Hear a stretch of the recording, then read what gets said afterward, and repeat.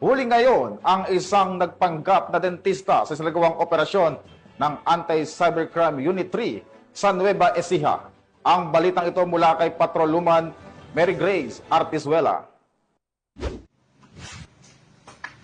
Huli sa akto ang 40 anyos na babaeng ito na kasalukuyang nagsasagawa ng serbisyong dental sa Cabanatuan City, Nueva Ecija. Sa isinagawang cyber patrolling, natukoy ng mga otoridad ang Facebook post ng suspect na nag-aalok ng murang pagpapakabit ng dental braces.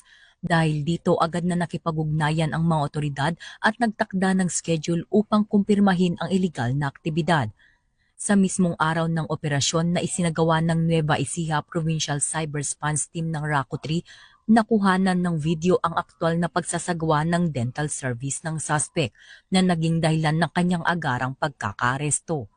Kasalukuyang nahaharap ang suspect sa paglabag sa Philippine Dental Act of 2007 na may kaugnayan sa Cybercrime Prevention Act of 2012. Mula dito sa Campo Crame, ako ang inyong PNN correspondent, Patrolwoman Mary Grace Artizuela, nagbabalita para sa Police News Network, alagad ng batas, tagataguyod ng balitang pulis.